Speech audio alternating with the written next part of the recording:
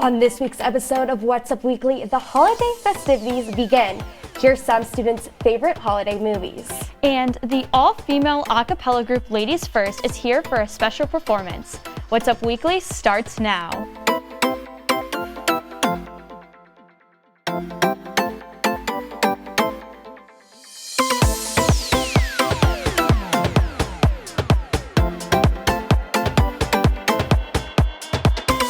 Hello and welcome to this season finale of What's Up Weekly. I'm Anna Black. And I'm Callie Lichter. With Thanksgiving behind us, it is time to start celebrating the winter holiday season. What's Up Weekly reporter Jack Linder asked IU students about their go-to holiday movie during the most wonderful time of the year. Check it out. December is finally here, which means it's time to get into the holiday spirit. And what better way to do that than to sit with your family and friends and watch a classic Christmas movie? I'm here in Franklin Hall where I asked IU students what their favorite Christmas movies are. What is your favorite Christmas movie of all time? I would have to say The Polar Express. And why is that? What about that movie gets you into the Christmas spirit? I feel like it has a cool message and it also has really great animation. What is your go-to Christmas movie? My go-to Christmas movie, if we're talking about actual theatrical releases, it would definitely be Elf with Will Ferrell. Okay, so what about that movie helps get you into the Christmas spirit? Why do you like it so much? It's definitely the character of Buddy he plays. I mean, it's energetic, it's funny, and no matter how old you are, it just makes you feel like a little kid again. I would have to say A Christmas Story because it's a tradition for my family to watch it every year on Christmas, and it's probably one of the things I look forward to the most every year, and it always just gets me in the holly jolly spirit. Ooh, Christmas favorite. Hard to pick one, but right now I'll pick one that I just watched recently with my parents over Thanksgiving. I believe the title is Christmas in My Hometown. Yeah, so my favorite Christmas movie of all time is, unfortunately, How the Grinch Stole Christmas. My favorite Christmas movie is definitely Elf. I think it's hilarious. It's got to be The Grinch, for sure. The Grinch, okay. And why? What about that movie helps get you into the holiday spirit? I just think the love surrounding the Grinch and how it turns from a disaster to a magical situation. Sydney Lou Who's my favorite character in that movie. So it just gets me happy for Christmas spirit. While we did hear some classic films and even some that we had never heard of before, what's important is that we feel the holiday spirit. For What's Up Weekly, I'm Jack Lindner. I love hearing about all the holiday movies students like to watch during this time of the year, and I will definitely have to check some of those out after finals. The IU Swing Dance Club is swinging into the holiday season. We sent What's Up Weekly reporter Austin Rubin to check out their Kris Kringle Mingle. To celebrate the holiday season, the IU Swing Dance Club hosted the Kris Kringle Mingle, a holiday social dance open to all members of the community. The event featured hot cocoa, food, Latin and swing music, and of course, dancing. The event began with an East Coast swing lesson taught by IU faculty member Eric Wenstrom, who's been a lover of swing dance all his life. I love the freedom and open-endedness of the dance, the playfulness. Like, it's not a dance where I'm worried whether I'm looking good sometimes I want to try and show off, but most of the time, it's just as good to be as goofy as you can be. People of all different levels of dance experience were welcome at the event, providing an open sense of community to those needing it. You don't have to have any experience to be in this club. And everyone is so welcoming and will just pull you in the dance. You don't have to know, they'll lead you the whole way, and I just love how welcoming that is. The Kris Kringle Mingle event was specifically designed to spread awareness about the club and the art of swing dance itself, a task that has proved difficult during the pandemic. Of course, due to COVID, we experienced a lot of our numbers drop with people leaving, and we weren't able to rally the people in from last year. The Swing Dance Club plans to host many similar events in the future, hoping to bring the swing to IU. For What's Up Weekly, I'm Austin Rubin. Wow, between the new holiday movies I need to go watch and now wanting to learn how to swing dance, I'm going to be very busy over break. And as we enter the last 2 weeks of the semester, the College of Arts and Sciences is hosting the first ever College Care Week. The Walter Center for Career Achievement should be your go-to spot on campus during this week before finals. Bagels are available in the mornings and snacks throughout the rest of the day. On Tuesday, they are providing final survival kits, and Wednesday, the event is hosting therapy dogs and a pizza party. With the additional weight and stress of this year returning back to campus, It was a good reason for the first College Care Week to be this year in particular. The whole College Care Week was actually inspired, or actually it's kind of a revival of, and sort of an update of an old tradition within the College of Arts and Sciences, wherein where members of like the Executive Dean's Office, deans in the College of Arts and Sciences, would actually bring sandwiches or other food to the Wells Library and serve it during this week before finals week. Stop by the Walter Center for Career Development at any point this week or even at any point in the future for some free snacks or just a good place to study. For all you Pitch Perfect fans, I know I remember when I was younger and watched Pitch Perfect for the first time. How could we not? And I was in absolute awe of the collegiate a cappella group. So I think it's super fitting that we have Maria and Julia here from Ladies First, IU's premier all-female a cappella group. Thank you all so much for joining us. Thank you. We're happy to be here. For our viewers who are a little unfamiliar about Ladies First, can you tell us a little bit about your group? Absolutely. So Ladies First is the only all-female a cappella group on campus, and we were started here in 1999. So coming up on 22 years on campus, which we're super, super excited about.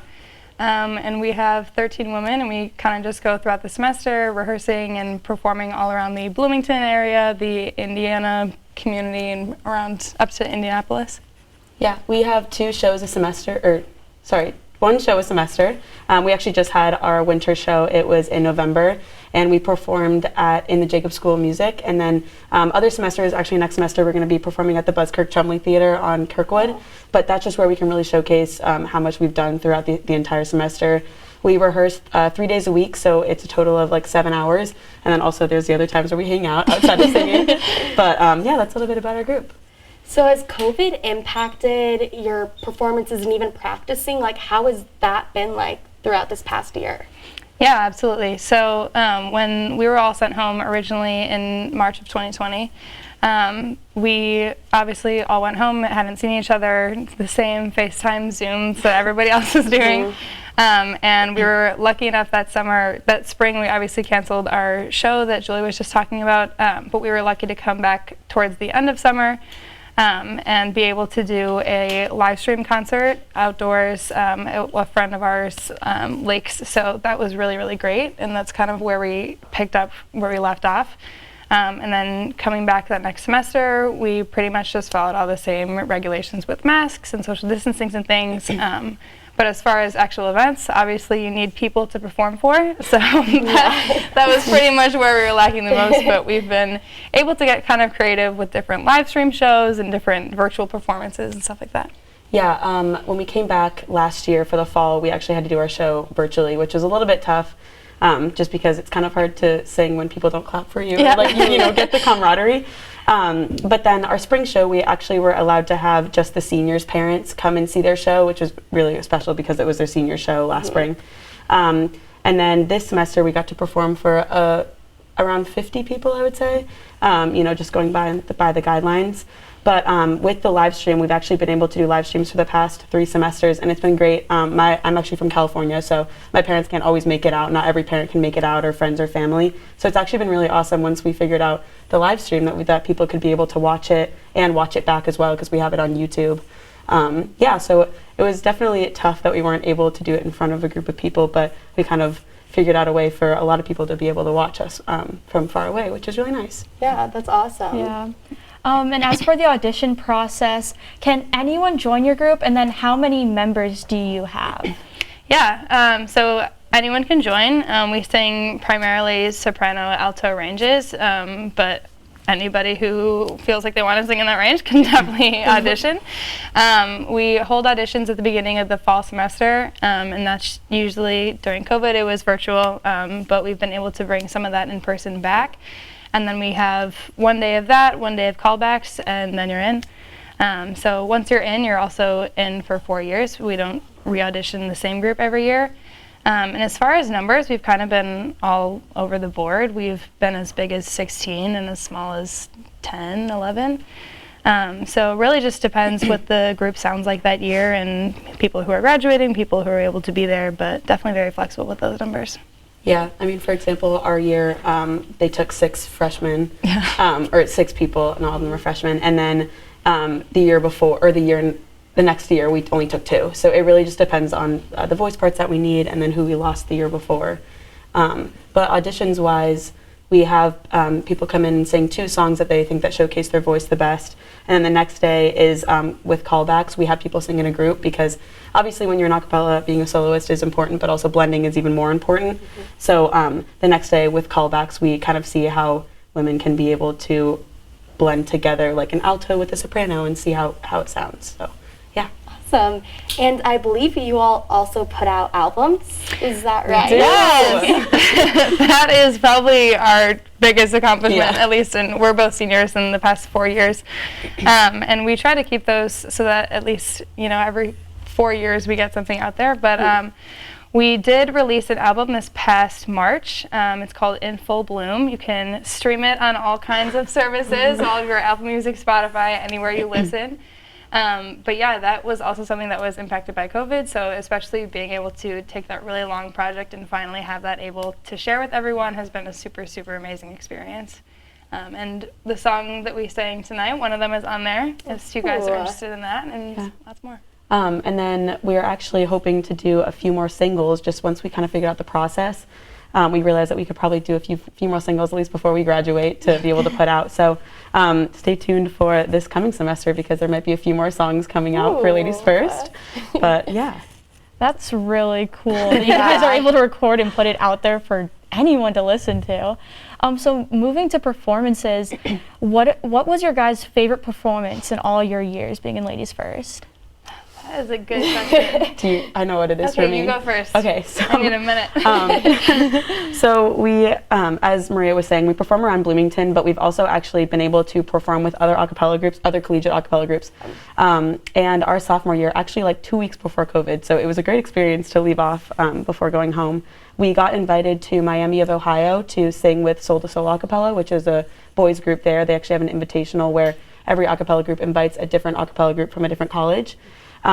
And I had never been surrounded by that much collegiate a cappella in my entire life. Like, talk about pitch perfect, that was it. But it was really rewarding to see other people who love what we do and, also practice as much as we do and seeing the way that they work together with their voices blending. And it was just such a fun experience to meet other people that, also sing a cappella because you don't meet a ton of them, It's a little bit niche, but that was probably my favorite performance. No, that's definitely I'm a really curious good what one. yours is. I was going to go a different vibe. Another thing that we like to do, I guess, around just like we talked about Indiana, and we sometimes have these like random connections where we'll come into different towns or things like that. And earlier this year, we were able to go to a small town in southern Indiana that we really didn't know anything about. And in a very different sense, we got to be with people like at Miami of Ohio, where everybody knows a cappella, everybody sings a cappella. Where at this event, we were doing a Christmas event, and people obviously didn't know who we were, what we were doing, or what was going on, and to be able to share what we do with people that don't get that every day and just be able to, perform for them. I think that was a really special experience too, and being able to, see people that really do feel impacted by it and at least feel like we could change their day somehow. I think that's a really, really great experience, and that's why we all love performing so much.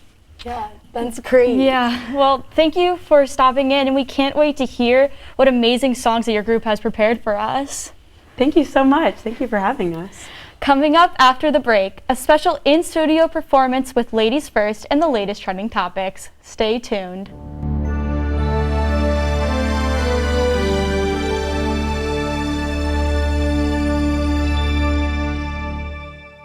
Welcome back to What's Up Weekly. Now here to perform in studio, the one and only a cappella group, Ladies First.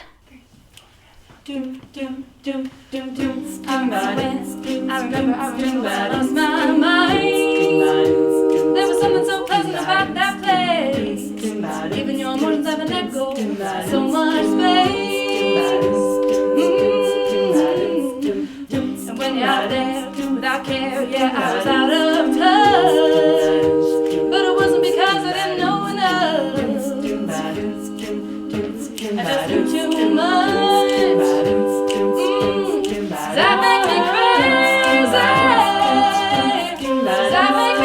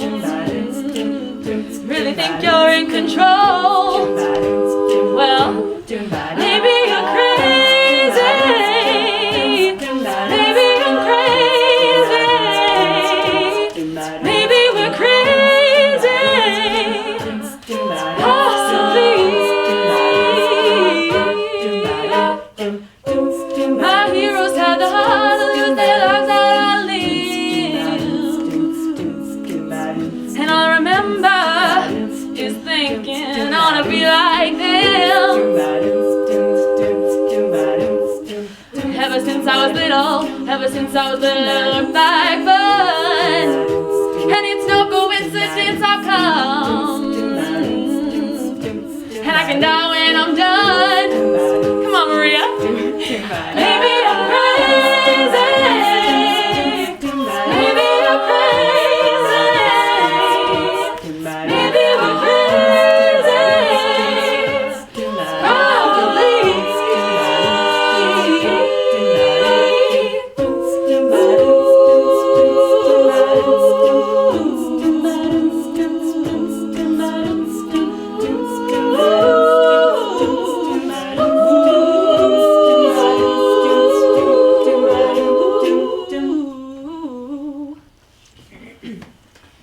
Thank you guys so much for Ladies First, and this next one is going to be What a Wonderful World.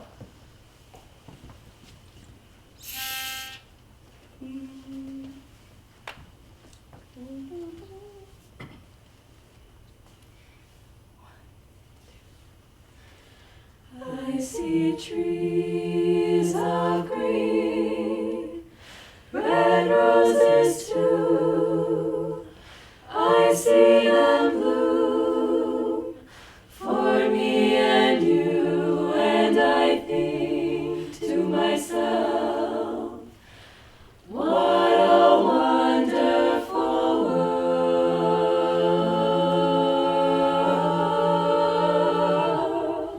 I see skies of blue and clouds of white, the bright blessed day, the dark sacred night, and I think to myself, what a wonderful world.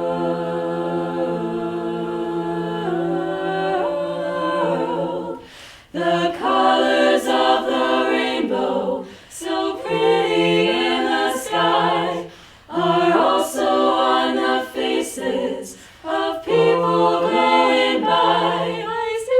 I see friends shaking hands, saying how do you do, saying I love you. I hear babies cry, I watch them grow. They'll learn much more than I'll ever know, and I think to myself, what a wonderful world. Yes, I think to myself, what a wonderful world.